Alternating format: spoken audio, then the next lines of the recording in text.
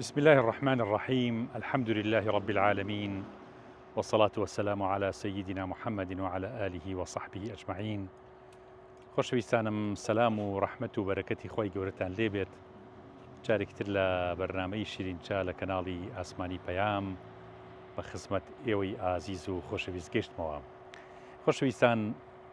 زیادە ڕەویکردن لە ژیانە، لە خواردنە، لە جلو بەرگە کە پێوتری ئیسراف زەرەر و زیانێکی زۆری هەیە لە ڕووی دەرونی،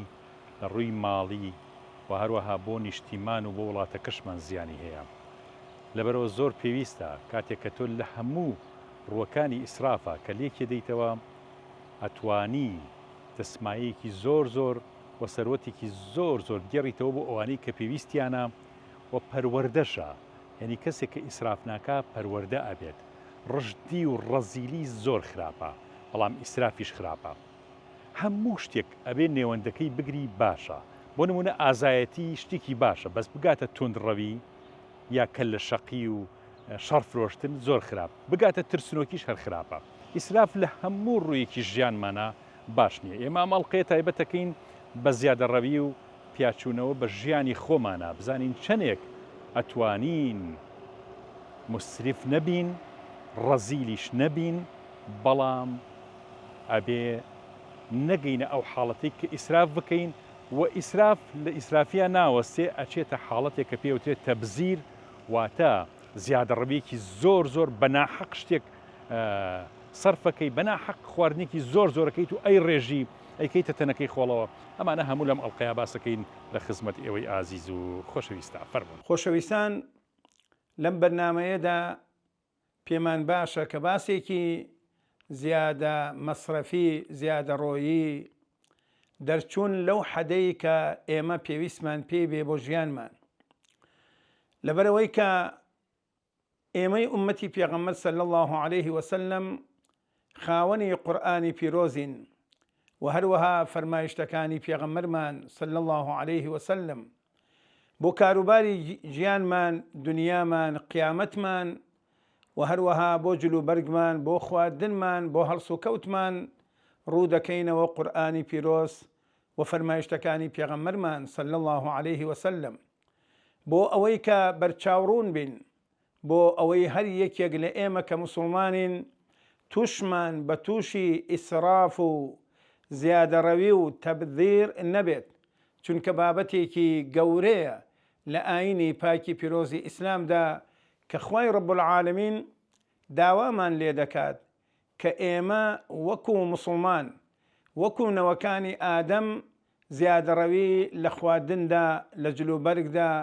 لە ئیشوکارمان، لە هەڵس و کەوتمان و هەروەها لە قسە و گفتوگۆمان، حتا لە هەندێ لە عیبادەتەکانیش کە لە حەدی خۆی دەرچێ نابێ ئێمە ئەو ئیشانە بکەین. بۆیە بەڕاستی جێی خۆیەتی کە ئالەم زروف و زەمانەدا کە ئومەتی پێغەمبەر صلی الله عليه وسلم بە کات و زروفێکی ناسکدا تێدەپەڕێت، دوور بێ ئەخوا لەوانەیە کە موسڵمانان تووشی نەبوونی و هەژاری ببن، لەبەرەوە خوای رب العالمین ڕامان دێنێت و فێرمان دەکات و داوامان لێ دەکات و نەهیشمان لێ دەکا لەبەر ئەوەی کە تووشمان ببێ بە زیادەڕەویەوە. خواردنی زیادە، جلوبەرکردنی زیادە، یان هەڵس و کەوتکردن و شتکڕینێک کە پێویستمان پێی نەبێت، یا ماڵێک کە پێویستمان پێی نەبێت، یا جێگەیەک، یا سارەیەک، یا هەر شتێک لە شتەکانی ژیانمان. خوای رب العالمین لە قورئانی پیرۆزدا ئەفەرمێ: بسم الله الرحمن الرحیم یا بنی آدم خذوا زینتکم عند كل مسجد وكلوا واشربوا ولا تسرفوا إنه لا يحب المسرفين. خوای رب العالمین داوامان لێیەکە لە پەیامە پیرۆزەکەی خۆیدا ئەی نەوەکانی ئادەم، بە تایبەتی ئێمەی ئومەتی پێغەمبەر صلی الله عليه وسلم و مسڵمانان، ئەفەرمێ ئێوە لە کاتی نوێژ و عیبادەتدا جلوبەرگێکی جوان لەبەر بکەن، لیباسێکی باشتان هەبێت و هەروەها عیبادەتێکی جوان بکەن، و لە هەمان کاتشا فەرمێ: وەکولوا واشربوا ولا تسرفوا، ئێوە بخۆن و بخۆنەوە، بخۆن لە خواردن و هەروەها لە ئاو لە مەشروباتێکی حەڵاڵ بخۆن و بخۆنەوە ولا تسرف و زیادە ڕەوی مەکەن لەبەرەوەی زیادە ڕەوی بابەتێکە مرۆڤ لە تەبیعەتی حاڵیە حەز ئەکا زیاد بخوات زیاد بڕوات زیاد بخەوێت زیاد جلوبەرگ بکە زیاد کۆمەڵێ لە بابەتەکانی ژیانیدا زیادە ڕەوی بکە چونکە ئیسراف بریتیە لەوەی کە تۆ شتێک حەڵاڵە بیخۆی بیکەی ببێت بەڵام زیاتر و زیاتری لێ بخۆی یا زیاتر و زیاترت هەبێت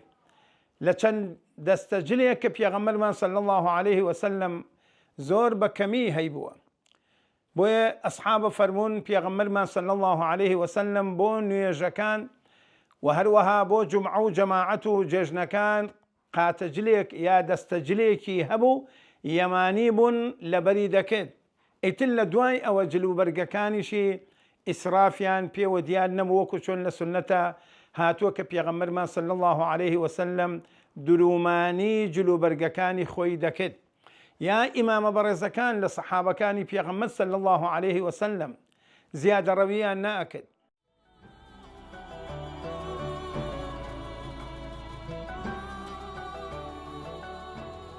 بذرا تۆوە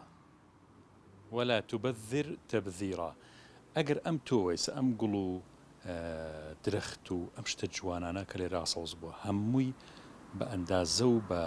ڕێژەیەکی دیاریکەرا و کراوەتە ناو ئینجانەکان بۆ نمونە درەختێکە گەر تۆ یاخود قەڵەمی 4 دانەی تێ بکەیت سەوز نابێت یا زۆر خراپ یا لاوازە بێت یەک دانە سەوزە بێت وە گەشە ئەکا تۆکان بەو جۆرن ئەگەر بە هەڕەمەکی زۆر بڕێژیت بە شوێنێکە بە زەویەکە ئەوە لاوازە بێت و ڕەنگە سەوزیش نەبێت بەڵام فەلاحەکان یا کشتیارەکان ئەچن بۆ نمونە ئەگەر قەڵەمیش بنێژن مەترێت 2 مەتر بە پێی ئەو درەختە دوورە بن لەیەکەوە ئەگەر بە ڕێژێکی زۆر بیچێنن ئەوە زیانەکەن و سوودیان پێ ناگەێنێ ئێمە ئەمە بۆچی باسەکەین چونکە باسی ئیسرافەکەین باسی زیادە ڕەویەکەین لەبەرەوە هەموو شتێ بە ئەندازی خۆی نەکەم نەزۆر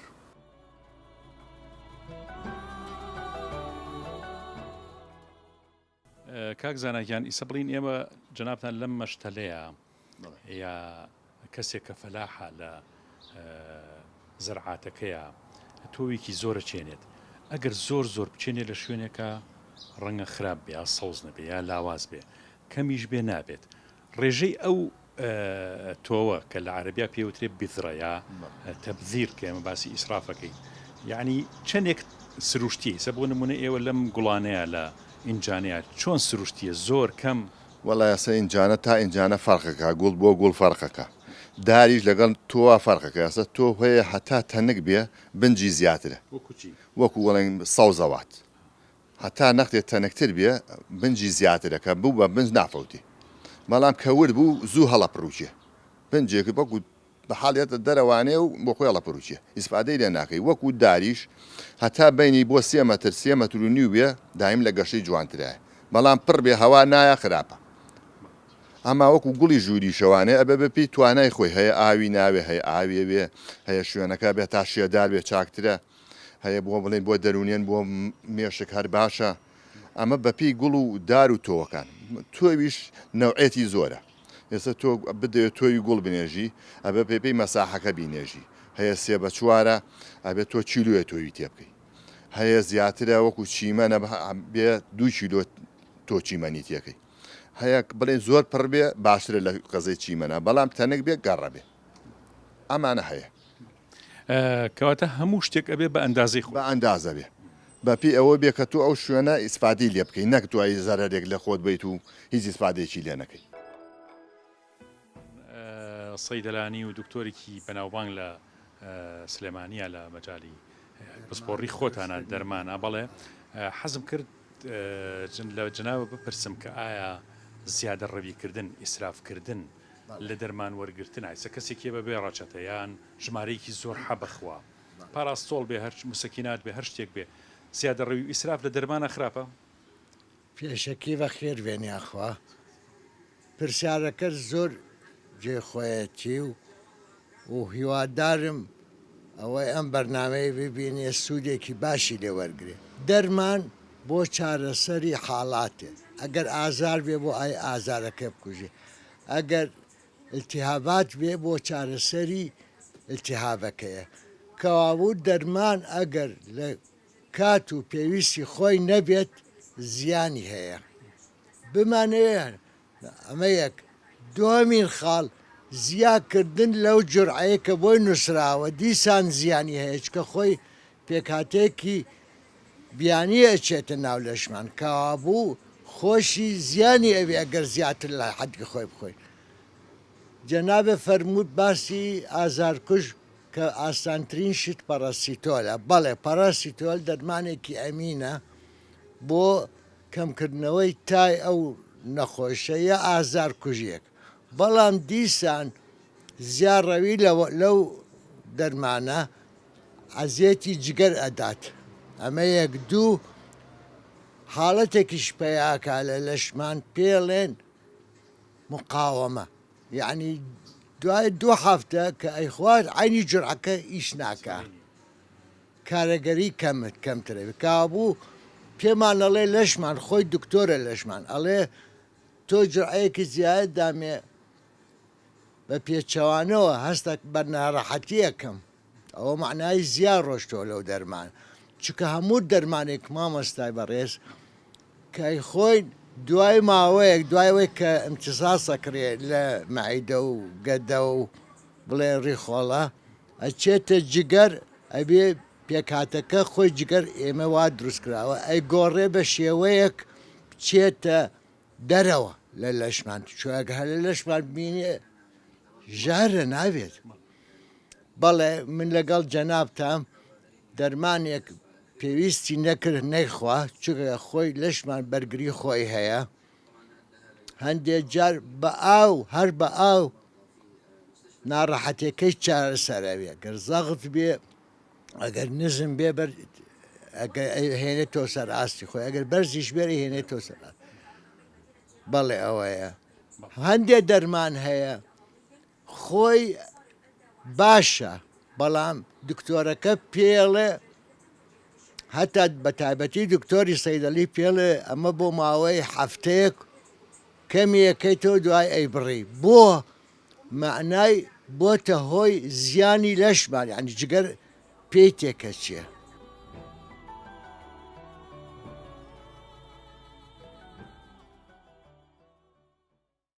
ئیسراف بریتە لەوەی کە تۆ زیاد لە حەدی خۆت بخۆی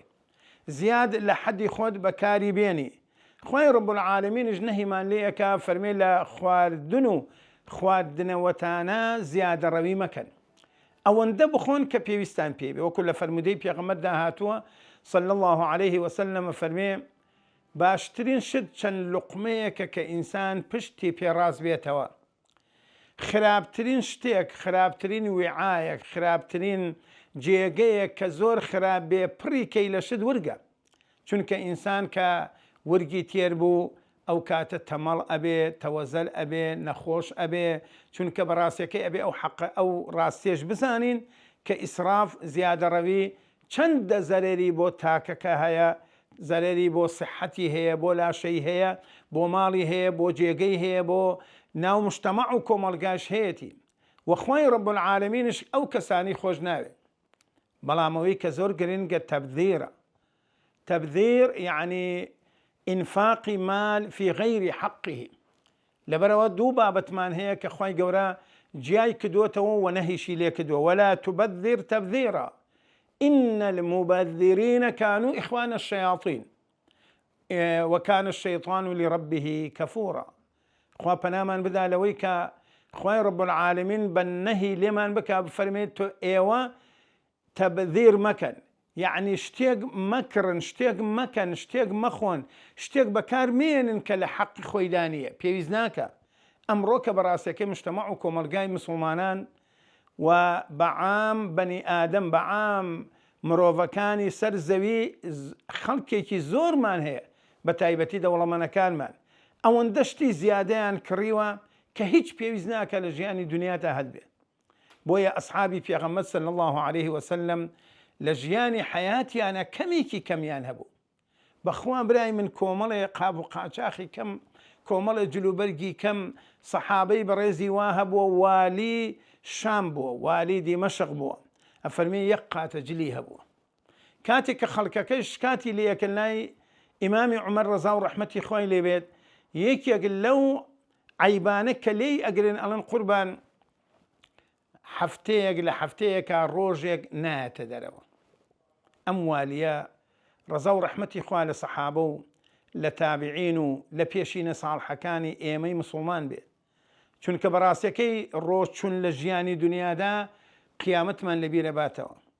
ڕۆچوون زیادە ڕەویکردن و شت بەکارهێنانێکی ناپێویست بۆ ژیان بەڕاستی وامان لێ دەکا کە خوای گەورە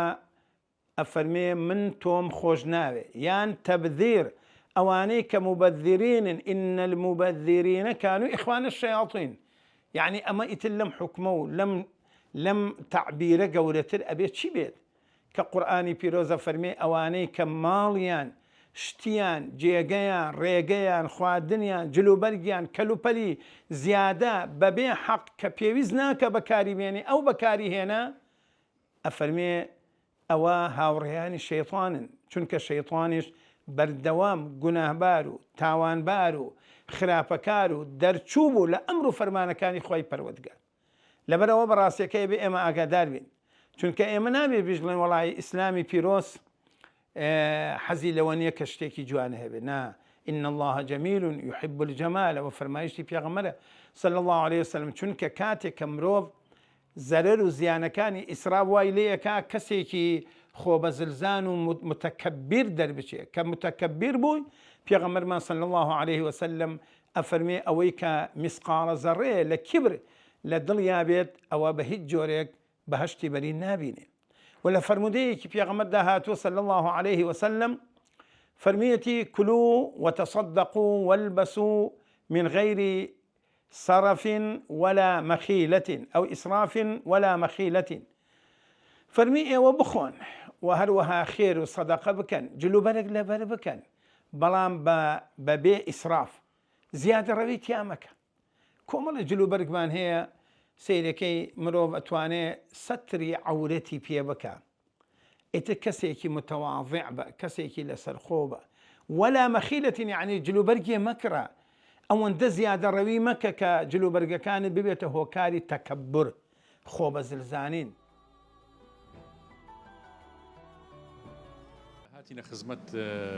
برای ئەزوو خۆشەویستمان وەسا سابیر کە خاوەنی کەوابخانی پێنجۆنە زۆر خۆشحاڵ بووین وەسا سابیر زیادە ڕەوی و ئیسرافێکی زۆر ئەبینرێت لە مەطعەمەکانە لە کاوخانەکانە لە بەعزێشتا هەتا لە لەفەی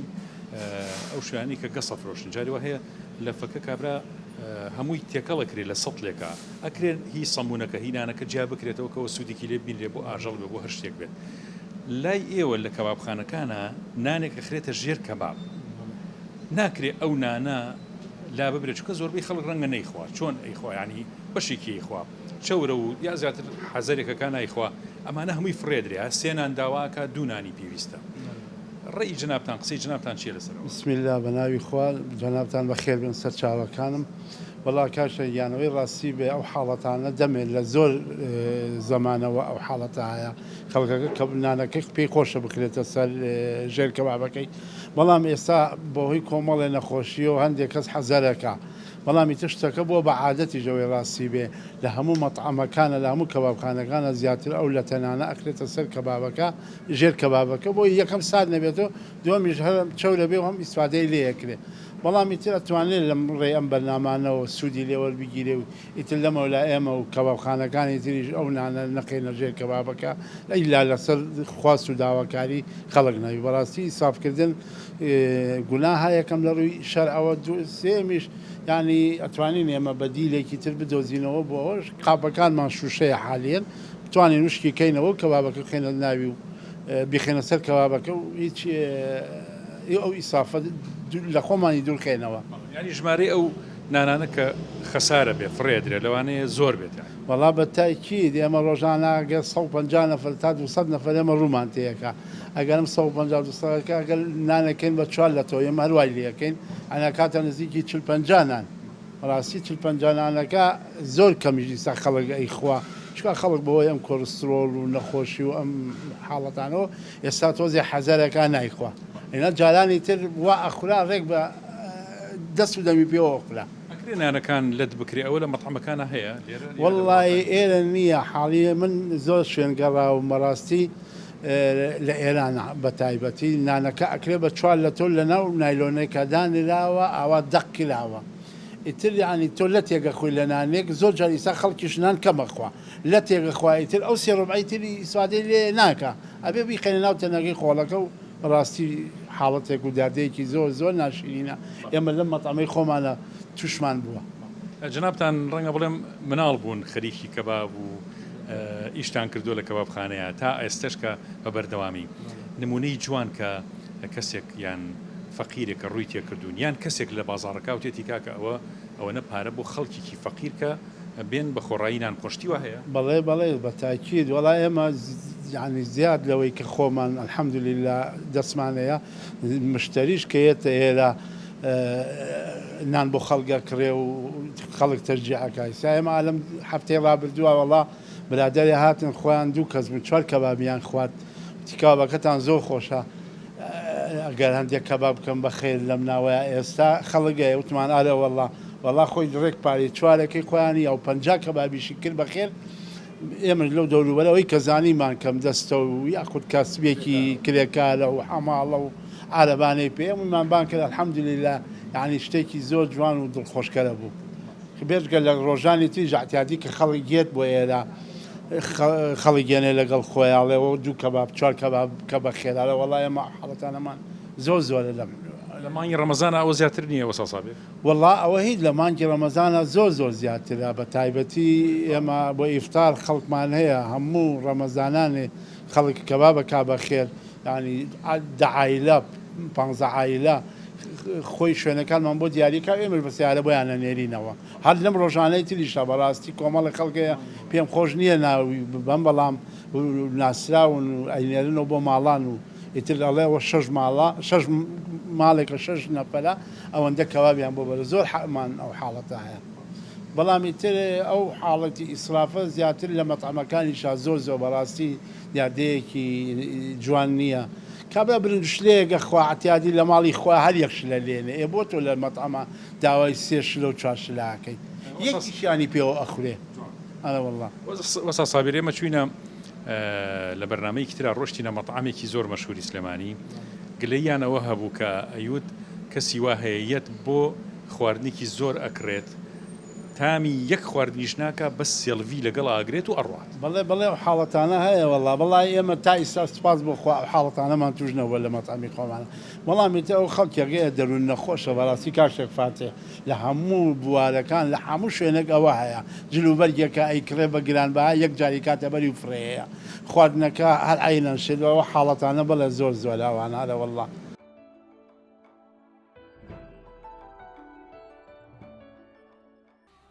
ئەمانە کە هەمووی قوماشی ئافرەتانن و قوماشی پیاوان بە هەمان شێوە بۆ نمونەمانە بۆ ماکسی زیاتر بەکارێن ئەکرێت یعنی ئینسان زیادە ڕەوی ئیسراف لە ئەم شتانە بکە و هەروەها ڕەزیلیشی تیا بکات لەبەرەوە بێ حاڵەتێکی نێوەند وەربگرین ینی ڕەنگە کەسیوە هەبێت خوبەوە بگرێت کە هەفتەی جارە دوو هەفتە جارە مانگی جارێ ماکسێکە کات یا جلێکی کوردیە کات بە تایبەتی ئافرەتان کە ڕەنگە بە تایبەتی بۆ ئەم زڕوف و زمانەی کە ئێستەکە وەزعی مادی وڵاتەکەمان باشنی پێی بوتری ئیسراف لەبەرەوە هەموو شتێک تۆ نێوەندەکەی وەرگرە وەسەتەکەی وەرگرە ئەگەر وات کرد ئەوە شتێکی باشە وات نەکرد ئەچیتە مەجای ئیسراف یاخود تەبذیر کە خراپترە لە ئیسراف کە ئەویشەوەیە کە تۆ زیادە ڕەویەکی لە حەد بەدەر بە ناحەقی ئەنجامەیت کاتێک کە ئەڵێن ئیسراف یعنی زیادە ڕەوی یا تەبذیر یعنی ماڵ سەرفکردن بە غەیری حەقی خۆی کە مرۆڤ لێ دەکات بەرەو ئەوە ئەباخوا پەنامان بدا ئەوەندە عوجب هەبێ تەکەبر هەبێ خۆ بە زلزانینە هەبێ کووانێ ئەمڕۆکە کایسێ زۆربەی چەندەها قائید و سەرکردە و بەرپرس و کوڕ و کچ و ماڵ و جێگە و ڕێگەیە من وەستای وا هەبوو بۆی گێڕاوتێتی لەم شاری سلێمانەیە خانومان دروست کردو مامۆسا وتی وەڵڵاهی 70 دانە دەرگای هەبووە وتی واللهی کرێکار و وەستا بە تەلەفۆنێکتمان ئەدۆزیەوە ئەی برای من ئەم هەفتا ژوورەت یا ئەم هەموو خانووە ئەم جێگە و ڕێگە بۆ چییە؟ بەخوا ژیان کاتیە. بۆیە سلمانی فارسی ڕزا و ڕەحمەتی خوای لێبێ جێگەیەکی کەمی هەبوو والله لە ئەسحابە فەرمونون ئەگەر قاچی ڕابکێشایە ئاوە ڕابکشایە سەری لەو لاوە ئێرا لە دیوارەکە و قاچیشی لەم لاوە درا بە دیوارەکە هەستایە سەری ئێرا لە سەقفەکەی. ڕزا و ڕەحمەتی خوا لە ئەسحابی پێغەمبەر صلى الله عليه وسلم. بۆیە خوای گیان حەز ئەکا کە ئێمەی مسلمان ئێمەی ئومەتی پێغەمبەر صلى الله عليه وسلم لە ژیانی دنیاشدا بێبەش نەبین بە براکانمان فەقیر و هەژارەکانمان ئەوانەی کە ئەمڕۆ کە دەستکورتن هەژارن نەبوون بیریان بکەین با هەوڵ بدەین وەکو حەزرەتی ئیبراهیم على نبینا وعليهم الصلاة والسلام بەردەوام حەزی کردووە میوانی هەبێت بەردەوام حەزی کردووە جوانترین خواردن ساز کابیدا بە فەقیر و هەژارەکان و وعدیشی دابوو ئەبێ لەگەڵ هەموو ژەمێکە کەسێک فەقیرێ هەژارێ بێنێتوانێ لەگەڵ یانان بخوا. ئێمە کواوین لەبەرەوە بەڕاستیەکەی پێغەمبەرمان صلی الله عليه وسلم بە دایکە عایشەی فەرموو ڕزا و ڕەحمەتی خۆی لێبێ فەرمی دایکە عایشە خۆی گێڕێتەوە فەرمی منی بینی لە ڕۆژێکە 2 جار نان مەخوات. فەرمی یا عایشە ئەوە چییە؟ هیچ ئیشێکی کە نەماوە غێری ئەوە نەبێ کە لە ڕۆژێکە 2 جار نان بخۆی؟ فەرمی پێویست ناکە تۆزە نەختە لوقمەنانێ بخۆ پشتی پێ بەرزکەیتەوە چونکە ئەوانەی کە زیادە ڕەوی ئەکەن ئەوانەی کە زۆر ئەخۆن ئەوانەی کە ورگیان تێر ئەکەن بەڕاستیەکەی ئەبنە ئیخوانە شەیاطین ئەبنە هاوڕێیانی شەیطان. یعنی چی هاوڕێیانی شەیطان؟ یعنی کەسانێکی بێدین و خوانەناس و دوول لە دین ئیسرافەکەن و زیادە ڕەوی ئەکەن. یعنی بڕۆ ئێستا ئەمڕۆ کە شەعبانێک گەلانێکی زۆرمان هەن برسیانە هاواریان لێ هەساوە ئەهلی غەزە کە واجبی سەرشانی هەموو مسلمانێکە لەگەڵ یەک تیکە نان کە ئیخوا لەگەڵ لوقمەیەکە ئاوێکە کە ئیخوات و سپاسی ئەو خوا بکە کە بڵێ خوای گیان منیش هەست و نەستم لەگەڵ ئەو برایانەیە کە الحەمدولله لایەنەکان لایەنە ئیسلامیەکانی کوردستانمان دەورێکی باڵان بینیوە کە بە کۆکردنەوەی خواردن بە بەخشینی ماڵ بە سەروەت و سامان بە گەیاندنی بۆ خەڵکە هەژارانە کە ئەوانە برای ئێمن. بۆیە هەر مسلمان ئەبێ خەمی برا مسلمانەکەی بخوا هەرە بێ مسلمان ئاگای لە دراوسەکەی بێ ئەگەر برسی بێ. من زۆر جار لە بەرنامەکانە لە وتارەکانمانە داواکەن ئەڵێن خوا دەوڵەمەنەکان ئەی مسلمانان ئەی ئەوانەی کە جێگە و ڕێگەیەکی زیاتان هەیە و داوتانە بە کرێچیت هەیە کەسێک گەنجێک لاوێک مامۆسایە موچەخۆرێ فەرمانبەرێک کرێکی تۆیە دەماڵنێک 2 ماڵ عەفی بکە دەتخوا لێ ببوورە و بیبەخشە بەخوای پەروەردگار واللهی بیبەخشی بەخوای پەروەردگار بەڕاستیەکەی ئەجر و پاداشتێکی گەورەیە. جەنابی مامۆستا عەبدوڵڵا حەزێتمان نای لەم سەرجادەیە بەڵام پێمان خۆشە ئەمانەیە باسی زیادە ڕەوی یاخود ئیسراف کە لە ئیسلامە زەم کراوە بەڵام لەوە زەم کراوتر تەبزیر و وەکان و ئیخوانە شەیاطین یعنی ئەبێتە هۆی کەسێک کە بڵین تەبزیر بکات زیادە ڕەوی بکات ئەگەر زۆر زیاد بکات ئەوە ئەبێتە برای شەیطان. ئایا بۆچی خراپە ئیسراف؟ بسم الله الرحمن الرحيم والصلاة والسلام على رسول الله وعلى آله وصحبه وسلم. إسراف يعني بكارناني بارا لغيني شوينة يا حسر ورسامان بي لغيري شويني خويا بو أو شويني كتو ضروري بو بكارناني بو اشتيك بكارياني إن المبذرين كانوا إخوان الشياطين وكان الشيطان لربه كفورا. ئەوانەی کە پارە و سەر و دووسامانی خۆیان لە شتێکە سەرڤەکەن کە زەرور نییە بۆی کە خەڵقێکی احتیاجی پێیەتی ئەوانە برای شەیتانەکانن نەک یەک شەیتان هەموو شەیتانەکان شەیتانش بەخوای خۆی کافرە هەموو کەس دەزانێت. جا بەکارهێنانی سەر و سامان ئەوەی کە بەڕەنجیشان پایەکە یا لە هەزرێکەوە لە ڕێی مەعاش شتێک و پایەکە بەڵام لە ڕێگەیەکی نەگونجاوە بەکاریهێنێ لەو شوێنەوە کە پێویستی پێ نییە مناڵەکانی احتیاجان بەجلە ئەم جارەکە مۆدێلی سارەکەی گۆڕێ خانووی نییە تا دانیشێ ئەم جارە هەوری باخ و ماڵۆمەکێکی ڤێلای گۆک و خەڵک خۆی پیشان بە یاخۆ دەرخستن بە مادەوە لە حدودی خۆی بەدەر دەزیا. زەلامێک شتێکی بۆ جەڕامەوە هەر بۆ خۆشی بەتام جەرمەوتی زەلام هەیە ئێستا لەو بازاڕی دۆلەرەکە یا لە هەر شوێنەی کابێ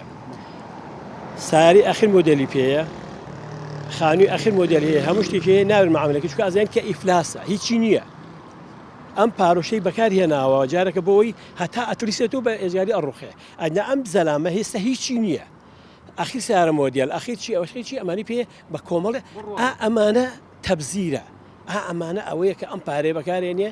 لە شوێنێکا کە احتیاجی پێوە نییە دوا ڕۆژگە کە کەوت مناڵەکانی احتیاجم تەنانە بۆ نانی وشکیش ئەو سەرەتە کاتێک کە پێ بوو بۆ ئاوای لێ ناکرد یا چەندێ ئیسراف شتێکی خراپە لەم لاوە ڕژتی و چروکیش ئەو شتێکی خراپە کە ئینسان دیارە دایکی بێکیان باوکی بۆکو کردەواری ئاڵێ بۆیە هەر دایمە ئیسلام شتێکی زۆر جوانە بەرنمەیەکی زۆر سەریح و پاک و بێگەرد و میانڕەوە ناوەڕاست دەکرێت نە ئیسراف کەوەکو ئەوەیان نە چروکیش بەوەکو ئەمایان دەستیش پێوە بگرە پاشەکەویش گرە بەڵام بزان لە چیا بەکاری توانێت تۆ کوڕەکەت وەختی ژنێتی ژنی بۆ بێنی بەڵام لەم لاوە دیارە کابرا بە خۆی ژنی کاهێنی یا مناڵەکانی احتیاجان بە ضروریاتی ژیانی خۆیان هەیە ژیانێکیان نییە ئەم جارە خێرەخەرا ڕوا بۆ ئەمرە یەکاکە ئەمرەکە ضروریەکەم ناڵم زۆرونێ بەڵام جارەکە ئەمان ضرورەتەکان بکە ئەم جۆرە بەکارهێنانە پارانە ئیسراف لە حتا لە حەج و عەمرە لە ئەو مەسەلانیشە کە پاریتی ئەچی ڕەنگە مناڵەکەی خۆی کە سوکارەکەی ڕەنگە پێویستی بە پارەیە بێ ڕەنگە تۆ نەخۆشێک مامەسا لە مردن ڕزگارکەی بەو پارەی کاچی بۆ عەمرەکە تۆ دو عەمرە پێش عەمرە کردو چوارە کرد دوو حەجی کردووە ئەمەش ناچێتە بابی ئیسراف تەمان ئەچێ چونکە تۆ جارێکە لە پەناتە دراوسەکەت احتیاجە هیچی نییە وەزعەکەی خراپە یان شاگردی دوکانەکە و خواخوای دەژین بێنە ژنی بۆ نایە ئەوێ بژی ناژی تۆ پارێکی زۆر ئەبەی ئەلحەمدوللا حەجێ کردووە عەمرە کردووە لە خوای گەورە بەس دەبێ ئەمانە سمبولی ئیسلام بەڵام تۆ ئەمانە کردو زیاد بەکاری هێنێتەوە بەڵام لەم لاوە مناڵەکەی خزمەکەی ئامۆزاکەی پورزاکەی احتیاجە بۆ دینارێک تەوازون وەرگرە ئەوەت کردووە دە ئەمەشان بکە مامەسایەک یا خواناسێکە فەرمێ هەر ڕۆژێ چۆ بازار ئەیوە ئەزانم ئەم شیشەکە بابم خواردووە ئەزانم بڵین ئەم نانەم خواردو ئەوەم کردو ئەو جلم لەبەر کردووە نەیەکڕی و پارەکەی هەڵە گردوایی بەو پارەیەوە نە بەرەکەتی تێکە و مزگەوتێکی پێ دروست لە خوا بەزیاگوێ هەموو پاشەکەوتێک دوور لە ئیسراف دوور لەمەی کە چروکی بکەیت لە حەدی خۆی لە حەدی ناشرینەوە هەموو پاشەکەوتی خۆ بەرەکەی تێخە بەشێتێ نێتی بێ بەکاربێنی بۆ شتێکی باش نەت نێتی پێ خۆی پێ دەرخەی نەک بۆ ڕایەک نە بۆ شتێکی دنیایی خۆتی پێ دەرخەیت و وەبزانین تۆ بە فڵان کەسە ناوێکی پێ بەسەر بەریت ماوەسا عەبدوڵڵا لە خواردن و لە داوەتکردن و زۆر جار لە ئاوی سەربان کە تەنکی و تەوافەی بۆ دانانرێ یعنی جار وا هەیە ئەو تەنەکەی خۆڵانە پڕە لە خواردن جاری وا هەیە کەسەکە داوەتێکە کات خواردنێکی زۆر لێ ئەنێ بەڵام دوایی هەموویشی ئەوەی مایەوەی کاتە تەنەکەی خۆڵ هەیدی ناگرێت لە سەلاجەکەی بڵێ یا لە مجەمیدەکەی بڵێ بە دوایی لێی بخۆی ئەمە ئیسرافێکی زۆر خراپ نییە بەرەوەڵڵە هەمی ئیسرافە ئەو ئاوی خواردنەوەی کە ئەیەتە ماڵەکانی ئێمەوە من پرسیارێکم کردووە وەکو ئەوەی کە بیزانم نازانم تا چەند ڕاستە ئەڵێ بە 9 حەوزە ئەڕوا یعنی بەو شێکە تا پاگەکرێتەوە چەند جار کلۆر و چی تێکرێت بە 9 حەوزە بە 9 پاڵفتار تەباکرێت ئێستا لێرە کابرا ساری پێشوە کابرا بەرەڵایەکە بەر بۆ تۆ ئاگای لێ بەسەر جادەکەی ئەڕوا لێبرا ئەمەش ئیسرافە چونکە تۆمە ماڵی خۆت نییە ماڵی خەڵکییە ئەمە مەسئولی دەسێت لە ماڵی خەڵکییە یا لە چێژلێنانە هەموو شعبی کوردی ئێمە لە چێژلێنانە بۆ میوان ئیسرافەکەین بە خۆشمەوە کە کردومە کابرا 6 کەس میوانێتی بەشی 15 کەس لێنێ یعنی باوەڕکە ئەو سفرەیە هەڵی مەگرەرەوە دوو جار ئەوەی خەڵکیکە بێنە تێری لێخوا بە بێ مشکل و ئەژڕە هەر بۆچی بۆ بە ئاەتێکی قورئان کولوا واشربوا ولا تسرفوا دەیتر ئەما گەر ئەو ئاەتە قورئانە ئەوە بینین بە عەمەلی بیکەین ئاوا ناکەین بەس ئەیزانین لەبەرمانە ئەڵێن شتێکی جوانە بەڵام لە کاتی ئیشەکەیە ئەم لە ئاگری خەتەرەکە لەوەیە ئێمە میوانی ئێرانیمان هەبوو هەموو جارێکە هاتن کە ئەوان یعنی ئەوە ئیلتزاماتی ڕەنگە دینیشانەوە هەموو جاری وامسایەوە ئیسرافن ڕاستیە کرد ئەگو ئەم سفرەیجە بۆیە پێغەمبەر فەرمووی صلی الله علیه و سلم لەسەر هینێکە ئەو ئیسرافیش نەبووە بڕین لەسەر ئەو سفرەیەکە 4 کەس ناڕخوات 4 کەس بێن بەشی 4 کەسی کەژەکە بەشی 4 بەشی 8 دەکە بەشی 8 بەشی 16 ئەکە بالفعل ئێمە بەشی 24 ژەکە لە دەستنوێژی شا ئیسرافەیە ماوەسا لە دەستنوێژی ئیسرافەوەی پێغەمبەر فەرمووی صلی الله علیه و سلم لەسەر بەحرێکیش لە 3 جار زیاتر چونکە ئەمەگەر ئەم حدودەم بۆ دانەدێ کابرا 20 جار تام لیتر ڕێکە یعنی ئیسراف هەتا ئەوەیە تو ئێرەت بۆ دروستکەوە ئەگەر بێ بۆ ئێرابیشە هەر ئیسرافە با ئاوەکە چەندە زۆریش بێ بە ئاوی بارانی بڕوە بەڵام فێر نەبین ئیسراف لە هیچە یعنی دایمە حەدی ناوەڕاست بکرین. مامۆستا جناب لە قوتابخانە و مامۆساویت و سوپاس بخوا کە تەمەنێکی باش لە پەروەردەکردنی مناڵانە سەرف کردووە. چەند زەرورە باسی دەست پێوەگرتن باسی قیمەت دانان بۆ ئەو شتانی کە خۆ ئەو نعمەتانەی بۆی ناردوین ینی بیپارێزین بچێتە منهەجی خوێندن و قوتابیانی لەسەر پەروەردەکوێ مناڵەکان چکە ئەمە نەبێ بە پەروەردە نابێت بە سلوک باوەڕ هەبێ ئەو شتە زەروریانە وەکۆ ئەسباب ئەم ئیسراف بڕین بەقەر بیرکاری و کۆمەڵایەتی و عەرەبی و زمانی کوردی و ئەوانە ئەگەر لەوان کەمتر نییە گەر مناڵ فێر بکرێت لە مناڵیەوە من زۆر جا بە مناڵەکان ڕۆڵە جان کە چون بۆ بازار ئەمە بیرەهێنانەوە ئەوەی مەجال بۆیە فرێ بکەوتمایە ئەو کراسی کە گران داوا لە باوکم بیکە چی ئەڵێ پێێتی ئەبێ پارە بۆ خەرسکە ئەم مناڵە لە تەبعیەت روز دەبێت کە ئەم مناڵە دەستی بود بۆ هەشتێک تو بڵی بەسەر چاو بابی جان بۆ دەکڕێت معناها باوکاڵێ خەزیێنەیەکە قەتاو نابێت بەڵام کەزانی تەواوە بێ ئەم مناڵی لە مناڵیەوە فێری ئەماگە بۆ خۆشی فێرە بۆ ئێستا گەنجەکانی بکە فێرە بن کە گەورە ئەبن پاری پێ نییە بەڵام پاری بێ ئیسرافەکە بەسە بەڵام ئەوەی کە بۆ خۆی بەکاری لە بازارڕە فێر بووە بە ڕەنجی شان ژیاوە بە فەقیری بینیوە ئەزانی ئەو پارێکە پایەکە چۆنی بەکارێ هێنێ باوەڕتان هەبێ ئێمە چینی مامۆسامین و لە کاسابەتی شەهابووم تا ڕادەیەکی زۆر لە قەدیمەوە زۆر کەس هەیە مەڵێن مانگی 600 ناری هەیە بەم 600 نارە خۆی و ماڵ ناری وەکو گوڵ ئەژی بینی ومە نمونەشم زۆر لەلایە زەلامیش هەیە بۆ خۆی کوتی وتی مانگی 7 ملیۆنم دەست دەکەوێ قەناعەتی هەوی گو بەشم ناکە باشە بۆ ئەم 600 هەیە بەشەکە بۆ 7 ملیۆن بەش ناکە ئەکاتە اینجا تێگەی ئیسراف چییە؟ ئیسراف ئەو گەیەنێ بە چی؟ خۆکە 7 دەفتەری بەشینەکەت 21 شەر بەشن ناکە چکە ئەم لەگەڵ ئیسرافەکە زیاییەکە لەگەڵ بەکارهێنانە خراپەکە زارڕەوی تیاکە ئێجگاری بە بەرونە هینەڕوە زۆرێک لەو دەوڵەمەنگە گەورانە کە ئیفلاس دەکەن ها هیچیان نامێنێ نازانێ بژی چکە ئەم ژیانی نەدیوە بکە خڵە لەگەڵ یاژی یا مەسوولەکان کاتێک کە ئەکەون کە نایانمێنێ وەکو ئەم سەرۆکانە کە ڕاکەن لە وڵاتان لەوێ شێ دەبێ نازانێت چی بکە ئەم فێر نەبوو ئاوا بشی وەکو ئەو خەڵقە بژی بەڵام ئەو خەڵقیە زۆر بە ئیساحەتی بۆ نوعا ئەژی و شکوریشە بۆی مەعاشەکەی بۆ بێ پێی بژی خاڵێکە ئەگەر بکەینە کۆتایی بۆ مامۆستا عەبدوڵڵا خراپترین جۆری ئیسراف کە ئێستا هەر هەمومان گیرۆدین پێیەوە ئەویشەوەیە کە ئیسراف لە وەختە ئەم هەموو وەختەمان زایعەکەین بە تایبەتی لە سۆشیال میدیا و لە ئینتەرنێت و لە بڵین لەو مۆبایلی کە لە دەستمانایە ئایا ئیسرافەکرێ لەمەیە؟ هەر زۆر کاک فاتح باوەڕا بێ من لەو مزگەوتی شەیدان و ئێستا هاتمە سەرەوە هەتا ئێرە لەوانەیە ئەگەر بیکەم فریا بکەوم 1000 جار ئەستەغفیرڵڵا بکەم ئەمە لە شوێنێک شافرامەکە هیچی پێ نییە ئەمەی دنیا کە تۆ پێی خەریکی هیچی لەگەڵتانایە ئەمە لەگەڵ شایە بۆ ئەوێ بۆیە وەخت تۆ کاتێ بە تەنیای سارێ لێخوڕی لە ماڵەکە تا حاجە دەشۆی خەریکی ئیشێکی بەدەم وەختەکە تۆ بە ئەم وەختە لێ نەڕوە ئەستەغفیرڵڵا بکە سوبحانڵڵا بکە سڵاوات بە زیکرێ بکە ئەم هەموو زیکرە جوانە خوای گەورە بۆ ئێمەی داناوە پێغەمبەر سەڵام ئێمەی بۆ هەڵناوە بۆ ئەم زیکرانە نەکەین لە کاتێکە بەکار دێت بەس ئەوڵە ڕۆحمان دەرچوو ملیارە دۆلار بە بۆ ئەستەغفیرڵڵا دەست ناکەوێت خۆ دەزانی بەڵام ئێستا مەجارێکی زۆر هەیە دائنیشین 2 ساعات 3 ساعات بەدیار هەڵانەوەی شتێ ئەمە مۆدێلی سارەکە ئەمە مۆدێلی چیەکە ئەمە مۆدێلی چیەکە مجموعی شتی باشی تا نیو ساعتی جوان لێ بگرە و ئیتر وەرەوە خەریکی زیکرێ بە بڕۆ بەلای ئیش و کارێکەوە یعنی وەخت کوشتن فإذا فرغت فانصب چەند ئەو قورئانە چەند جوان وەرە کاتێ بۆشایە کەوتەیشتەوە خێراوریا بە بزانێت چیەکەی وەخت کوشتن لە ئیسرافەکانی کە زۆر خراپترە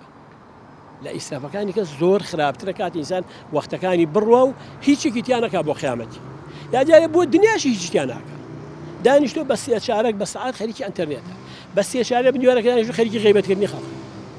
بە 3 چارەدان خەریکە داماکە تۆ ئەوە بخۆ ئەوە بخوا ئەوە بخوا و دوایش کە هەستا دڵان لێک عاجزە غەشی لێکم وەڵ غەشی لێکم غەش لە چی لە هیچ برا من زۆرجان هاوارەکەم لە ماڵی خۆشم لە غەیری شوێنانە ئەڵم تکاتان لێ یەکەم 1 شلە لێ بنێ 2 شلە لێ دێ سێنێکە سیان لێنێ ئەو هەموو زیادە ڕەوەی لەسەر سفرەکانمان ئاکرێ والله محاسبە ئەکردن لەسەری والله پێغەمبەری خوا صلی الله عليه وسلم لەگەڵ ئەصحابە لەگەڵ ئیمامی ئەبا بەکر و ئیمامی عومەر ڕۆشتنە ناو باخی ئەبا طەلحا ڕەزا و ڕەحمەتی خوای لێبێ خواردنێکی بۆ سازکردن ئالەو کاتەدا لوقمەیەکی بد بۆ دەمی مبارەکی فەرمی والله خوای گەورە ئەفەرمێ ثم لتسألن يومئذ عن النعيم والله خوای گەورە پرسیارمان لێ دەکا و لێمان ئەپرسێتەوە ئالەو لوقمەیە کە ئێستا من خواردم لەبەرەوە ئەوە پێغەمبەرەکەمانە صلی الله عليه وسلم ڕێگەیەکی جوانی بۆ ئێمە داناوە ئێمە مسڵمانین با ئاگامان لە فەقیر و هەژارەکانمان با سفرەکانمان ئەوەندە زیادە ڕەوی تیا نەبێ کاکە شتێکشی لێ زیا بوو بابە ئێستا دیراسە کراوە ئەوەندەی وڵاتە ئیسلامیەکان لە وڵاتە ئیسلامیەکانیش وڵاتە خەلیجیەکان یەکەم دەوڵەتن لە عالەمە لە ئیسرافە وەلا پاشەڕۆ فرێداندا یعنی پاشەڕۆی بڵێن خواردەمەنی یا زیادەیە کە لەسەر سفرەکانیان فرێدە حتا نیدایەک لە قاڕی ئەفریقیاوە ئەڵێ وڵاتە مسلمانە وڵاتە خەلیجیەکان تکاتان لێ ئەەکەین بەس ئەوەی کە زیادە لەسەر سفرەکانتان تخوا بۆمانی بنێت والله ئێمە تێری پێخۆی باشە بۆ ئێمە کە خاوەنی ئەم پەیامە جوانە بن کە قورئانە خاوەنی ئەو ژیان نامە زێڕینەی ئەسحاب و پێغەمبەر بین صلی الله عليه وسلم و هەروەها خاوەنی ئیمان و زەمیرێکین ئێمە زیندوین مردوونین ئەوانەی کە مردوون بێباوەڕەکان کە هەست و شعوریان نییە خوای گەورە بەرامبەر بێ بێباوەڕە فەرمێ فەهم لا یەشعورون بەڵام بۆ ئیماندار وا نافەرمێ ئیماندار هەستی هەیە بیرکردنەوەی هەیە محەبەتی هەیە و هەروەها خەم خواردنی هەیە کە پێغەمبەرمانە فەرمێ صلی الله عليه وسلم من لم يهتم بأمر المسلمين فليس منا ئەوەی بەدەم براکەیەوە خەمی براکەی نەخوا لە ئێمە نییە لەبەرەوە بەڕاستیەکەی داواکارین لە بینەرانی بەڕێز لە جەنابتان لە مسلمانان لە ئیمانداران لە دەوڵەمەندەکانمان توخوا دەست بگرنەوە توخوا ئاگاتان لە خۆتان بێ والله بوون بە مەهزەلە و گاڵتەجاری وڵاتە ئەوروپیەکان لە وڵاتەکان ئێمە چەندەها کەسمان هەیە چەندەها برا هەیە ئەڵێ لەوێ سەلکە تەماتە سەلگەی کردن یعنی سەلکێ خیارێکە کڕین سەلکێ پەتاتە ئەکرین سەلکێ تەماتە ئەکرین ئەڵێ ئەوەندە گرانە ئەوان یعنی ژیان لەوێ ئاوایە بەڵام لە لای ئێمە سیرێکی بە سنووق و بە کیلۆ و بە عەلاگە و ئەمانە سیرێکی کاتێکە زانی ئەوە ماوەیەکی زۆر هەویریان فرێ دەدا یا ئاردیان فرێ دەدا یعنی بەڕاستێکی ئەمە خەتەرە ئەمە خەتەرێکە کە ڕوو ئەکاتە ژیانمان ڕوو ئەکاتە دینمان ڕوو ئەکاتە قەبر و قیامەتمان ڕوو ئەکاتە ئەوەی کە خوای گەورە محاسبەمان کا لەسەر ئەو ناز و نیعمەتانە یا لێمان بگرێتەوە کە خوای گەورە لە قورئانی پیرۆزا فەرمێ چەندەها گەل و قەوم هەبووە خوای گەورە ناز و نیعمەتی بەسەرا ڕشتن فكفرت بأنعم الله فأذاقها الله خوای گەورە چی لباس الجوع ونقص من الأموال خوا پەنامان بدا خەڵکانێکیش هەن والله ئەگەر وریای خۆمان نەبین هەر قەومێ هەر گەلێ هەر شارێ هەر وڵاتێ هەر ماڵێک کە خوای گەورە ناز و نیعمەتێکی بەسەرا ڕشت و نیعمەتەکەی شکرانە ژمێری نیعمەتەکەی نەکرد تأکید بە خوا لێی ئەسێنێتەوە کە لێشی سندەوە برسێتی توش ئەبێ فەقیری ئەکا هەژاری ئەکا چونکە زۆر جا دەوڵەمەنی وا ئەبینی یعنی لەگەڵ ڕێز و حورمەتمان جاری وایە لە حەفلە و لە شایی کەسێکا سێرێکی ئافرەتی وا ئەبینی لە دەستی کردووە بە بازنەی ئاڵتون و ئەمانە لە ناو فەقیر و هەژارە خۆیە پێ خوشکەکەم دایکە بە ڕێزەکەم ئەم فرت و فێڵە مەکە دیقە بە خوشکە بە فەقیرەکەت مەکە خوای گەورە محاسبە دەکا خۆلەوانشە زۆربەی ئەو ئاڵتونەی کە هێناوتەی خۆن نەبێ بەڵام تۆ چۆن وا ئەەکەی لە بەردەمی کە ئەزانی کەسێکی فەقیر و هەژارە هەیە ئیسراف مەکە لە قسەکردن لە خواردن حتا عولەما فەرمون لە عیبادەت هەندێک عیبادەت هەیە نەفسێکی لەسەر نییە کە ئەبرا زیادە ڕەوی تیاکە خوای گەورە عاقبەتمان بەخێر بگێ